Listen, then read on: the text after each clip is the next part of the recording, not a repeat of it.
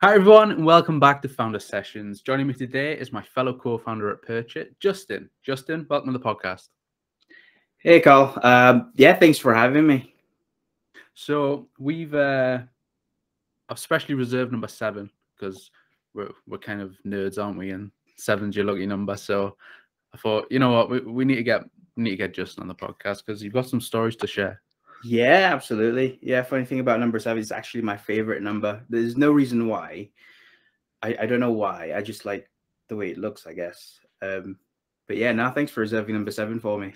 I think everyone has a little superstitions that they do. I Yeah. don't know what mine is yet. I haven't figured it out. But anyway. Yeah, I reckon the unlucky ones will be number 13 and number 666. Jeez. You Episode 666. That's a long way away. it won't be that long. 3 years you'll be, no. 10. 10 years. I'll have my own studio. Mm-hmm. How many are you doing a week? Posting 1 a week. But I'm recording on average 2 a week. 2 a week, so 500. Yeah, about 10 years, and you'll be around 666. Cashing in on that Spotify contract. Absolutely. Anyway, Carl Rogan. Oh dear. So anyway, tell us about Purch. Tell us what it is. You don't have to go too in depth. Just give us the general gist of what it is. Yeah, of course. So Purch is it's a discovery app that helps people find products, services, or even information from traditional advertising, from TV shows, from movies, basically any entertainment content. For example, if you are watching a show, I don't know, I've been watching Peaky Blinders recently, and I'm warming up to the cap. What's them caps called? The ones that they have, like flat cap. Yeah, the hat that they have. And I've really been warming up to them, right? But basically, what you can do with the app is you can scan up any particular scene with those hats on, and you'll be able to purchase those sorts of products. Obviously, that will be somewhat in the future because we are still in development, and we're not partnered with Peaky Blinders yet. One day, mate. One day. So, Justin, tell us about the main problem that Purch is solving. There's a couple of problems.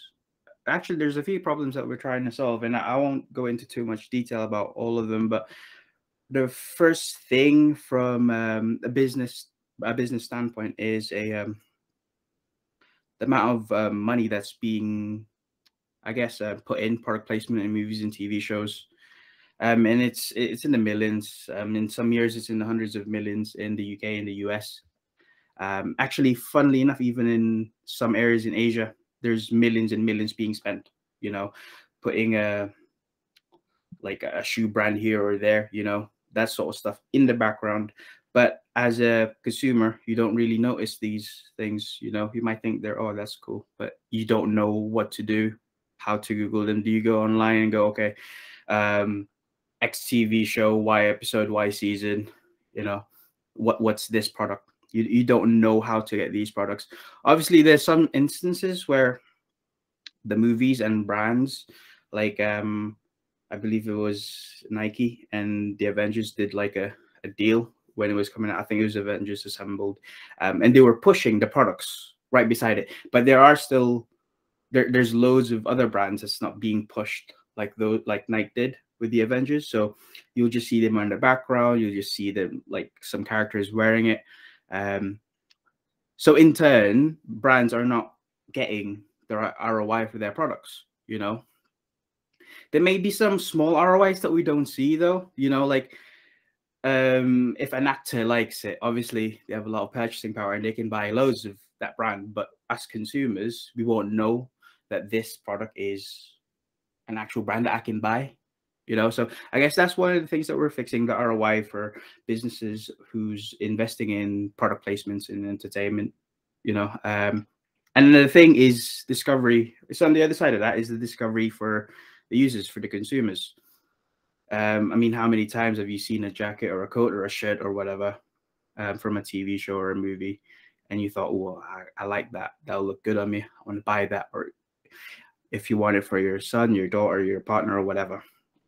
You know, it makes it easy for you to see things that you see in movies, shows, and entertainment content, and buy that for yourself or for other people. You know, it's speeding up that process. But yeah, those are a couple of things. There's a lot more. I mean, we've also branched into traditional advertising, so posters and billboards. There are ways that you can gather ROI from them that's already out there. There's companies that measure every time someone walks past one. I guess the way that we're different is we're actually showing engagement, because they're actually, you know, one person, if they have the Purch app and they engage with a traditional piece of advertising, they're actually taking the time to take their phone out and engage with that, as opposed to someone just walking by it.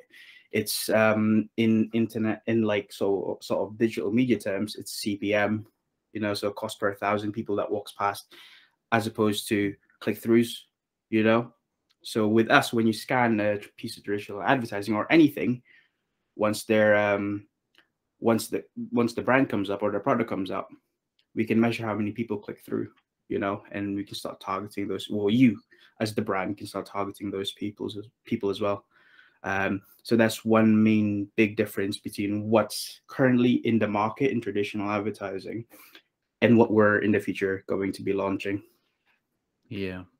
And one thing I didn't realize until meeting you back in, well, coming into work with you in 2017, is it? 2018. Yeah, yeah. But when I came back full time with New Gen, and back then when you first showed me the idea of Purch in that massive document that you wrote, is the amount of product placement and things. And I think since that time, you've kind of ruined movies for me, because I'm always looking at, you know, what the actor's wearing, what car they're driving, what watch they've got on, and things. And it's blatantly obvious now when you see Space Jam 2. That was just a huge Nike commercial with yeah, Bugs it Bunny. was a LeBron James, a big LeBron James like advert, obviously coincide with Nike, but now I know what you mean. It's funny because what I used to do, I mean, before Purch It, was my way to shut down, was watching movies and watching TV shows. You know me, I love binging. I binged The Walking Dead, and I rewatch stuff over and over again. You know, I'm that sort of person. Like, there's this new TV show that came out on Netflix a couple of weeks back, and it's got zombies in, and I love zombies, and I've watched it about 2 or 3 times. But the thing is with me, like you said there, ever since we started working on Purch It, you see sort of, okay, that's a product placement, and that's so blatant, and it's sort of like my downtime is spent me thinking, okay, I'm still fucking working, aren't I?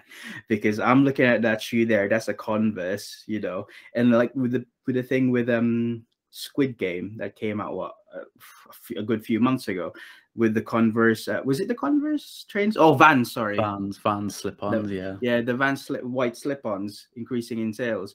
You know, when there was a scene in All of Us Are Dead when they were basically showing the white Converses, and I was like, okay, that's a bloody product placement. An interesting tidbit about South Korea, where that movie is made, that TV show is made, is that Korean channels apparently don't actually show adverts during live TV.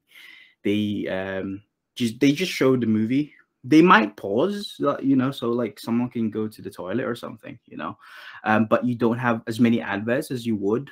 You know, here, like when you're watching Channel 4, after like 12 minutes, you get 2-minute adverts. You know, in America, it's much more worse, you know, but over there isn't any adverts at all. And one way for them to generate revenue, like the channels and the production companies themselves, is to put products of different brands and businesses in the actual shows. And it's really interesting because when you look at it, it's not like there, you know. It's interesting because it's not, okay, you know, when you see that check, that tick, or the Adidas logo, that it is those brands. But with these It's just their products. So it's really interesting, and yeah, it's something that I've been looking at going forward. And what's the solution? The people that don't know Purch, like, what is the solution to this sort of gap in the market? To be honest, the more I look at it, the more I think about it. It's not that we're fixing a massive problem. It's not that we're fixing a massive gap, or there is a massive gap. I mean, we can live our lives not needing to get those things, but it's something that if you do want it, it's there and you can get it. I suppose it's for certain types of people. It's not for everyone. But it is, at the end of the day, it's speeding up from the user side, is speeding up your discovery, and from the brands and businesses side, it's getting ROI on their investment. It's getting that is at its most simplest form. It's bridging that gap between seeing your advert to being on your online store. And now I say that it's not an actual massive gap or that much of a big problem, but it is an issue, because at the end of the day, say you're a business with 100 salespeople and you're doing B2C, and I don't know if there's anyone exactly like this, but B2C business, 100 business people, like salesmen going out there selling. But you're also doing your traditional marketing, you're still doing your adverts. And what if all your traditional adverts, if you're putting out tens of thousands or hundreds of thousands of posters and billboards all over the world, and you're doing adverts however many times a year, if you can turn those into actual, I guess in a way, digital salesmen in a way, because it's bridging the gap between seeing your product and being on your website ready to buy. It's getting them from, okay, seeing your ad, which is awesome, into, okay, I'm on their website and I'm ready to buy. Or I may not be. I might have just been interested in seeing what the price is. Maybe I'll save that in the future. Maybe, when it goes on sale, I'll buy that, So it's not a massive issue, but it's there, But yeah, no, there's so many things that you thought you didn't really need, but when it came up, you really needed. I'm not saying that it's going to be like that, but I just don't want to tell people that it's okay, your company's going to die without this, or you're not going to survive without this. It's nice to have, and it's what we do is pretty it's pretty simple, we're not putting any code in, we're not adding anything to your content, if you're putting out adverts or if you're putting out posters, we're not adding anything to it. You just need to include yours, I guess, into our platform, so yeah. And let's go back on the idea. When did the idea start?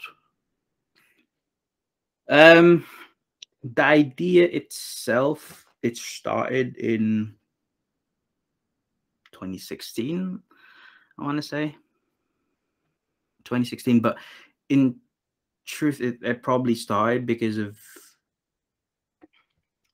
would it be love? My love for movies and shows. It's when I first came to the UK, I didn't really talk. I couldn't speak English. I mean, we spoke English in the Philippines, but my level of comprehension isn't like how it is now. And to be honest, I know I went to school in the UK. I know I did a few years, but I believe this because of movies and TV shows. And I shit you not, I would binge Friends over and over again. And there was a point in my life where I could literally recite everything that they said. And I would binge Scrubs, and every time I fell in love with the show, I would binge it and binge it and binge it. I mean, that's one of the reasons why I started the production company, video production company, back in 2014. It was to make movies, videos, and you know what, it came to a point where I wanted to bring value, but finding out that you're not the best at filmmaking, that sort of made me think, okay, I need to focus a little bit more on here, on this section, providing value in a non-creative way, if that makes sense. So this is like, it's very, what's the right term? Practical. It's practical, the value it brings. And yeah, that's when it started. In about 2016 is when I started going, okay, so product placements, okay, because product placements, it works with corporate videos as well, corporate and promotional videos, because obviously you don't make those things if you're not selling anything. You make a corporate video to sell your business, your people. You make a promo video to sell your product. So it's making sure that when people gain, well, when we make promo videos or corporate videos for people, that they can get value from it, because we've made so many back in them days that they just put on their website and they would just sit there doing nothing. But yeah, I guess that's where it sort of started. Obviously, we didn't pursue Purch for the B2B side, which is predominantly where we were working in back then. But yeah, that's how it started. I know when I came involved and all that sort of stuff, but talk to me about before all that. I touched briefly on the document that you put together. Yeah. Tell me what you were doing then, who you were speaking to, what sort of conversations you were having, just to give you a bit more validation, maybe a bit more direction to work on this a bit more. Yeah, absolutely. I mean, when it started, it was, I mean, I can tell you what happened exactly when it clicked. So I told you I had an idea, but I didn't start taking action. And by action, I mean literally sitting down and writing it down until the idea was in my head fully, you know. I remember I was sleeping at the office at the time. I woke up and I just started writing this document. I mean, the thing that was in my head was Fight Club at the time. That scene when, oh, what's his name? The old Hulk. Edward Norton. Edward Norton was looking around his apartment, and then all the IKEA stuff, you know, where he was looking around and all the prices were coming up. That was the first thing. That was the thing that I had in my head. And then, well, Purchase started off as a video player that you can buy stuff from. And then because of where we were in Proto at the time, and everyone was exploring augmented reality, virtual reality, it then went into, okay, could we do this in AR? And then, okay, that's a better delivery, you know, that's a better way to deliver information or capture information. And then from AR, it went into image recognition, which was a much simpler, it was much simpler than doing in AR when stuff was coming out of your screen, you know. So, I mean, when it started off, then I was speaking to so many different people, I think I spoke to, actually, I spoke to my old business partner first. And when you have an idea, or at least for me, from me as a person, I like to validate it a little bit. So I spoke to my business partner at the time then, and he shrugged it off, you know. So I was like, okay, but I still believed in it, you know. It was like in my head, I was like, okay, I think this could be really something. Spoke to be honest with you, I must have spoke to about a dozen different people, a dozen different times, you know, to just get validation. Then I would take little bits of ideas that they would suggest, and I would, you know, implement it in some way, you know. I remember having pints with Steve from Word Nerds, and this was one of the meetings, and we didn't get drunk. It was probably a couple of pints, but it was like that validation I needed to get it off the page and actually take action, if that makes sense. Because it was just in that document that that you're talking about. It was just there for however long. And I mean, you've seen it. You've seen that there's meeting notes from different meetings that I've had or what we've had in the past. And also me talking to myself a lot of the times. Well, because we recently moved offices, I actually have the 50-page printout. Yeah. Oh my God. We need to like turn that into a book. It's a great document to go back and read, because everything's in there that we're doing now. Mhm. You know, it's sort of like the foundation that we kind of built upon. Yeah. And I always say it when people ask, is like, you literally sent over that PDF of that document, and it took me a few days to get my head around it and read it and all that sort of stuff. But I think when the penny dropped for me was the realization of how much product placement is out there and around, and the fact that no one was really doing anything to connect product placement with people. Absolutely. I mean, just I think from the movie's point of view, I mean, you're doing product placement right now. You know what I mean? But a lot of the people who makes the movies, like the distribution companies, the producers, a lot of times they wouldn't want you to lose track of what's happening in the movie, which is understandable. And it's sort of like there's a huge chunk of the population, especially in the UK, that doesn't like being sold to. So the product placements would be very, very vague, right? But at the same time, they don't have any way to find out, you know, and that's why we're there, you know. But from the movie's point of view, they're missing out on millions and millions. And it's not even just from their point of view; it's the brands who invest in product placement as well, you know. And to be honest, there's also a lot of movies that just use whatever brands that they have on hand.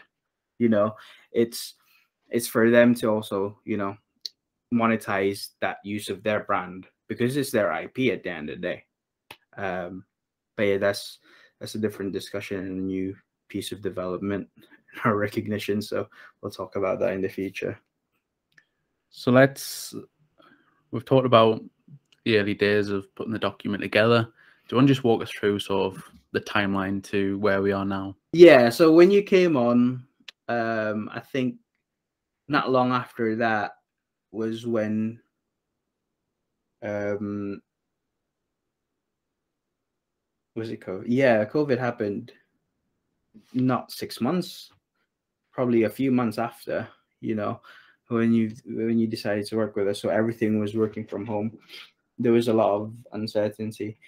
So from then on, it was about 2020, early 2020. Yeah, early 2020 when all that was happening. We received the Innovate UK grant. We brought in Nebula Labs, who's building the app. We brought on two members of staff on top of the 3 directors that we have now. Well, sorry, 2 members of staff on top of the 4 directors that we had at the time.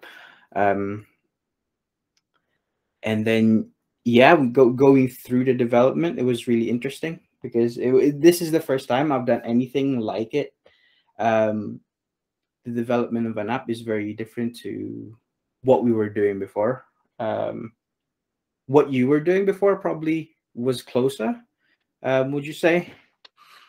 Yes and no. Sort of so my background's games, you know, game design and all alike. So I guess managing a technical project is kind of the same, but not quite. It's its own beast, I would say.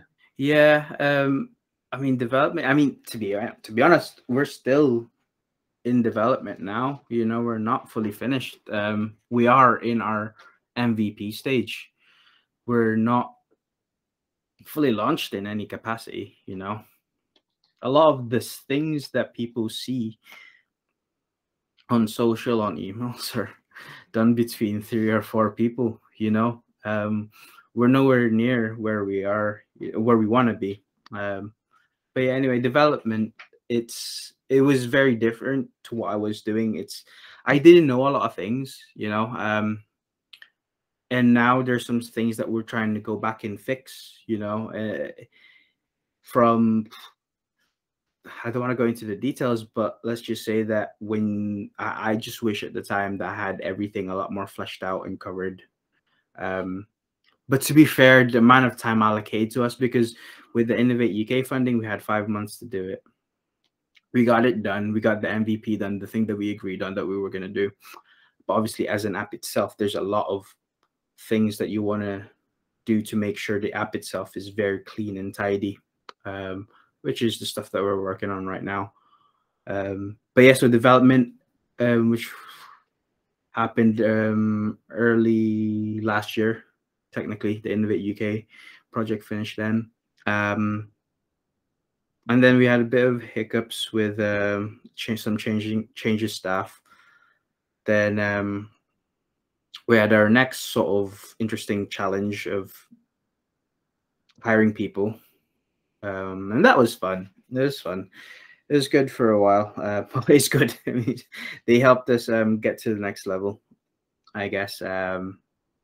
And when it was through the Kickstarter scheme, so they only had a 6-month contract. And when that finished, actually just before that finished, we decided to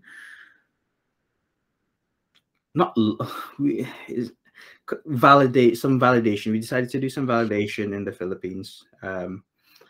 We decided to run user tests, you know, to run scan the scene compositions, and that's currently still constantly going on a weekly basis.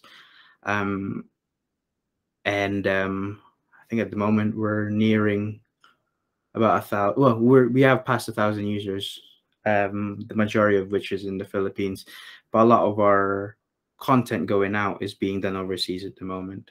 And it's for validation. And it was a business decision because we are literally bootstrapped.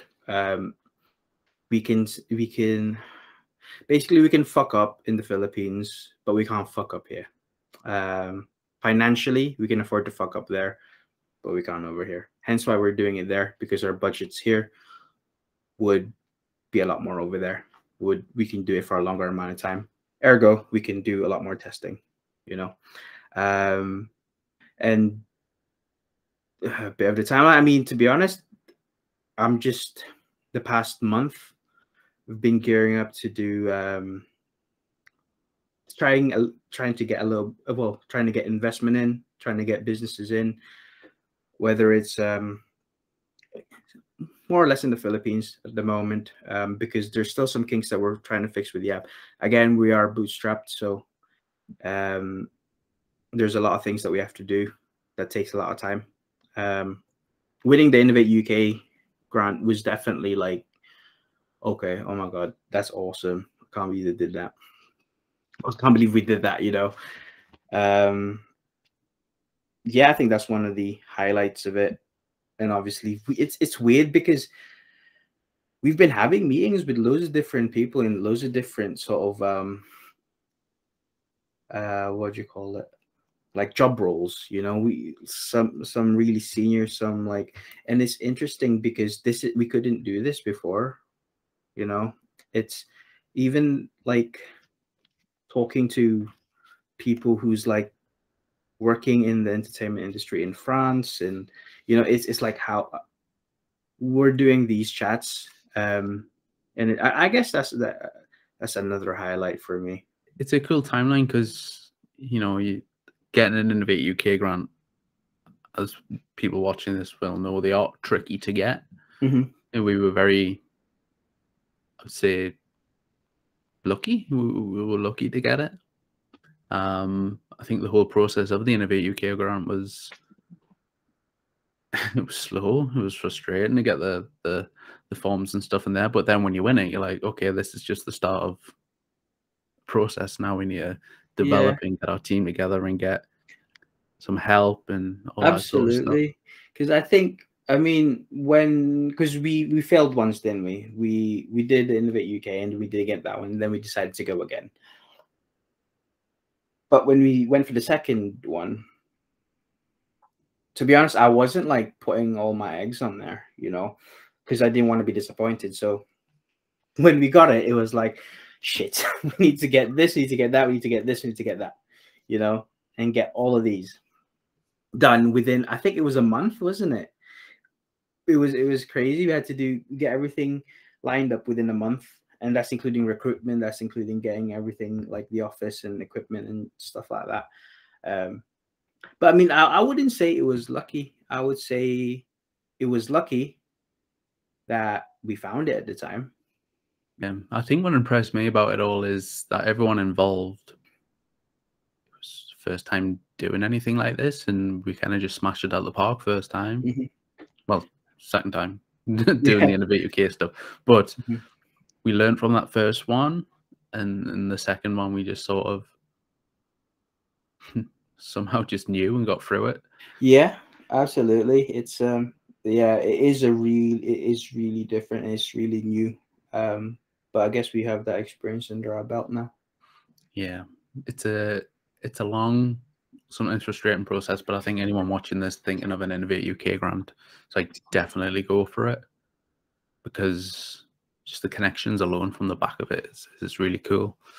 Yeah, absolutely. And I mean, if it's an idea that you really believe in, and I'm not gonna lie, you have to get it into their criteria because there's different competitions. So you just gotta make sure that it fits through there. It's definitely worth it. You can find companies that can help you. And if you guys ever need like any sort of simple guidance, you can reach out to myself, or I'm sure they can reach out to you as well. Yeah, well, always willing to help. So one thing on the timeline, Innovate UK grant, we got that, awesome, cool. The other cool thing I like about the timeline is soft launching in the Philippines to get that validation. Obviously, we've got team out there. What are some of the biggest learning curves that you've had so far from the community in the Philippines that we're slowly growing? Learning curves in the Philippines. Like, I'm Filipino. I'd like to think that I can understand the people there and I know the culture, but it's been almost 10 years since I was there. So one of the biggest things I've had to do is let some of our people over there take control and actually, okay, listen to what they're saying, as opposed to assuming and doing my own thing, doing my own research and saying, this is what we have to do, this, that, and the other. Is actually just going, okay, you know better. I'm not there. You know what it's like. Your social media is linked over there from the time you wake up. You open Facebook, you open Google, Yahoo, or whatever. Everything is around where you are. It's the same with like, if I open Google or if I open Facebook, everything is like UK based, England. Even the ads over there, it'll be Filipino ads, and all that jazz. So so by doing that, I learned a lot more about the people. There's a massive difference between the content because we did a soft launch in the UK as well. It was very soft, it was just testing the waters, but we decided in the end not to push it out because we're not ready. We're not ready in terms of like the way the app looks and some of the functionalities. And like I mentioned before, it costs a lot more to do it here. So we decided to do it in the Philippines. But if you look at fundamentally the content that we would produce from both, there's a massive difference in the way that we create content for the Filipino sort of content versus the UK content that we were doing. And we did it for like a month or two. They liked a lot more colorful stuff. They probably like a little bit more text. You have to be a little bit more, you have to give more explanation, after you write it out in simple terms. Because at the end of the day, I mean, the Filipinos, they do speak English, you know, so you just have to give it a little bit more information when you're getting them to do something, you know. And another thing that I learned over there is, I mean, a lot of the people there love what we do. A lot of the people there understand what we do. I guess it's not even learning. This isn't something I learned just from doing launching in the Philippines. It's probably something that I've always had in the back of my head. But businesses aren't really inclined to work with you unless you have X amount of users or followers, you know. But yeah, that's again a hurdle that we're trying to overcome at the moment. Yeah, and from the feedback, you know, the good, the bad, and the ugly of the feedback, I think we're learning quite quickly as well. And it's good to just have, because I don't know what it is, but they give really detailed feedback, like really detailed. Yeah. Whether it's like a post with a ton of hearts and things and craziness, but that's all feedback that we translate back to the team and in Nebula, and we just go from there. So it's been really good for sort of that validation side and understanding, okay, they like this little feature over this feature and sort of things like that. Absolutely. It's I mean, we've started getting reviews, which is great.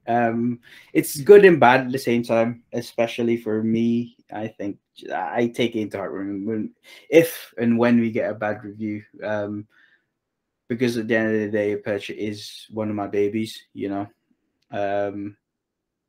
So it sort of sucks when someone calls your baby ugly. What do you want to do? Yeah, put him in a headlock, but you can't. But yeah, I mean, like we had a bad review not too recently, and we've explained our piece. You know, there's some things that we can't do. We are literally 8 hours behind them. You know, so there's some stuff when they message, we may not be able to get to it as quick as we want to. And like I said, we're in our beta phase. You know, expect some glitches, expect some bugs, but we are trying to fix it. But yeah, it's funny because we had one last week, and this same person came into our live, because every week we do like a Facebook Live where we give away prizes and rewards, and this person was on there. He or she was in there for long, probably about 10 minutes. I'm saying he or she because he or she was using a fake account. They couldn't use their actual account to talk. Basically, they were talking crap. You know, it was a troll at the end of the day.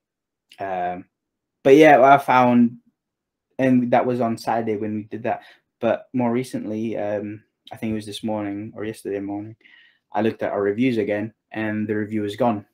You know, so maybe it was something that we said during the live, because the message that the review that this person put on was all about, oh yeah, this app is la da da. It was all negative, without taking into account that we are literally, I mean, we've had a month break over there where no content was going off. I know this sounds like excuses, but we're in our MVP station. We're validating over there. It's our beta launch, and we still have bugs, you know, like with a lot of apps, you know, but we are working with a smaller crew that we did a few months back. So they're just going to have to be patient, you know. And sometimes the reviews aren't even for the app. It's kind of for the other stuff that we're doing. Like we're trying to do like fun, engaging content over there, like the lives. Yeah. People get upset that they're not winning every week. Yeah, that's the thing, isn't it? If we're giving away this thing called Gcash over there, which is basically money.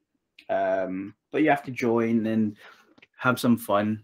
So you scan the scene, you enter competitions, you answer some questions, you know, all that stuff.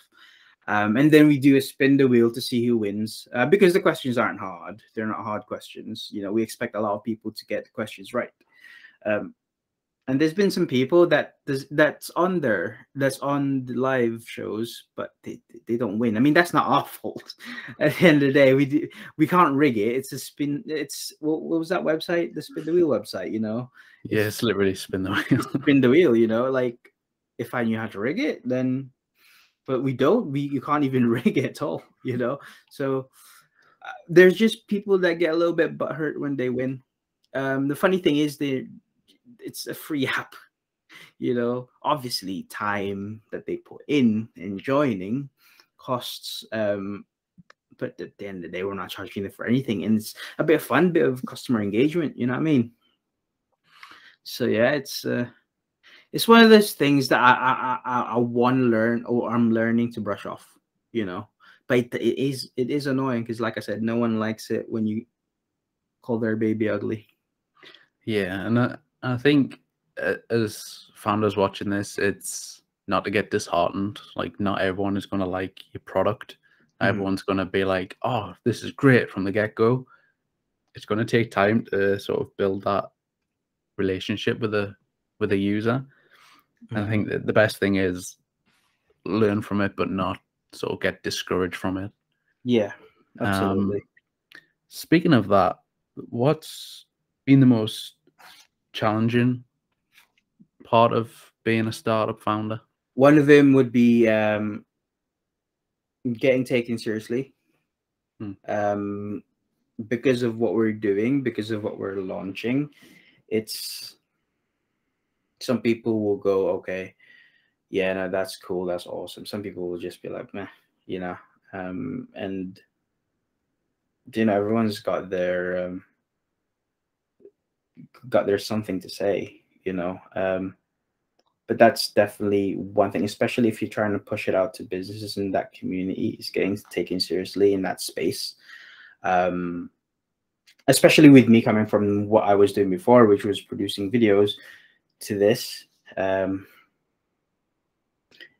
So that's definitely a challenging thing for me. I mean, what you gotta do is just you just gotta crack on with it. You can't really do anything about it. You know, you just keep cracking on and doing what you do.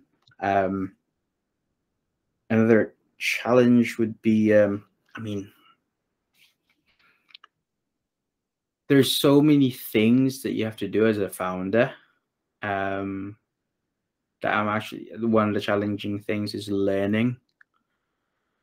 And I don't mean it's hard for me to learn. I mean that sometimes you have to do loads of different things and you have to learn all those different things. So if you can learn the skill of learning, so you can consume content quicker and learn those things quicker, it would be a lot it will be a lot easier for you, if that makes sense.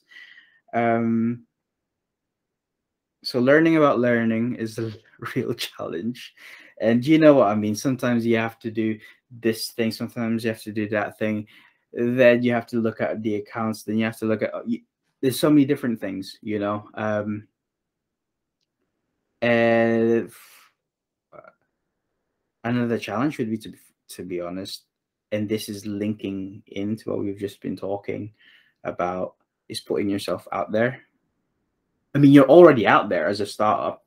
I mean, we are, you know, but putting you out there even further, where you actually go, okay, where you're trying to get actual brands on board, customers on board, you know, it's hard because, like, with all the negativity that can come in and, like, not shit on you, but like put you down a little bit, it's hard for you to then pick up the pieces, put them back together, brush them up, and then put yourself out there again, which I guess is another, resilience is another thing that I myself would have to learn. But over the past few years, I think we've been quite resilient. I agree. Has been any sort of mistakes along the way? It's more like lessons, I guess you can call them, instead of mistakes. There's a lot. Moving too fast would be one of them. And I don't mean in terms of work. Sometimes you have to move fast, you know, you have to be quick. Your cost analysis have to, well, your analysis have to be quick. You know, does this action, you know, bring a positive effect into the business? You have to do that real quick, and you have to weigh things in real quick. But I don't mean that. I mean moving fast with people, with potential partners, you know, employees. You know, sometimes, you know, you have to just take some time and actually think about like hirings and all that stuff. Another thing would be being too trusting. Like I've mentioned before, this is the first time we've done an app or anything similar to it. You know, anything away from what I was doing before. This is very different. Back then, I mean, with a lot of businesses, you do the job, you get paid. Actually, you find a job, you do the job, you get paid for the job, and then on to the next one. With this one, we're building something, getting validation, but not a lot of validation from one side, because we're in a two-sided market as well, you know. And it's when we started trusting a little bit too easily. I guess, you know, vet your people, vet the people you want to work with, give them something to do that may seem like a big deal, but you know, you can afford to let slide if they fuck it up, and test them that way. It's a lot easier to do it in the beginning or beforehand than 5 or 6 months along the way. So what advice would you like to pass on to fellow founders? What sort of advice has helped you? I've got a few. So one of the first things, when we talked about it earlier, is about trust and with the people you work with. Vet people, test them, especially when you're looking for co-founders. People have, I found that people have taken it, you know, that phrase, you only get one chance to make a first impression. Well, it seems like everyone's got that, because a lot of people just make a first good impression. After that, their execution shit. Not everyone, but some people. So you gotta keep an eye out for that, because it's easy to wow someone in that first meeting, and then the rest would just be okay. You're really not what you were on that first meeting. Another thing is, don't overthink about what people are saying. Learn to block them out, especially if you're in the sort of industry that we're in, because you're not just looking at negativity from potential clients. I'm not saying negativity, but constructive feedback. I mean, sometimes people are people. Sometimes people will just say shit, you know, just to say shit, you know, without knowing what we do. I mean, we've had it loads of times, but yeah, learn to block out negativity. It's not an easy thing to do, but it is unfortunately what you have to do, especially if you're in a B2C sort of market, because there's a lot more of them than if you were working B2B. And last thing, I think, yeah, no, last thing is learn to rest. And it's weird because you can rest without actually resting. Like I mentioned at the beginning of the podcast, that one of the ways that I would rest growing up or blow off some steam is watch TV shows and movies. What I found a lot more recently was that when I was doing that, I'm actually still bloody working, you know. And my partner Katie, one of our co-founders, would actually turn around and go, actually stop pointing it out, stop telling me that could be a product placement, stop telling, you know. And it's annoying because I don't do it because I want to, you know. Like, one of the things with me is I love zombie movies, I love zombie shows, but when I was watching All of Us Are Dead, I was like, product placement, and so you need to find what your rest is. It's, you know, it's sort of like if you're a video game tester and the way that you blow off steam is playing video games, you may have to find something to actually rest your mind. Yeah, so having that rest, I mean, what I found a lot more recently is just going for a walk and like looking at trees rests my brain, because I'm not in the, I'm not in tech, in the tech digital world. I've also started to like leave my phone whenever I go for these walks. It's just to, block it all out, because otherwise you're just going to keep looking at it and you're going to get stressed out. There's just some things that you can't do anything about, but yeah, those 3 things. So don't listen to shit people say. You have your own shit, deal with your shit, vet people, and rest up. We're getting near the wrap up here, Justin, and just a few more questions. Yeah. So what would you like to achieve or overcome in 2022? Achieve investment for the company for this year. I recently, not recently, it's always in the back of my head, but we need a lot more than what we're doing. Development is one side, customer service is one side, running ops is one side, having people run marketing is one side. We can't do it by ourselves. As much as we want to do it, we're either gonna just fall flat on our face or be like working at the edge throughout, and that's not why we built this. This is not the ethos of the company. The ethos of Purch is to live life at its fullest, because it gives you more time.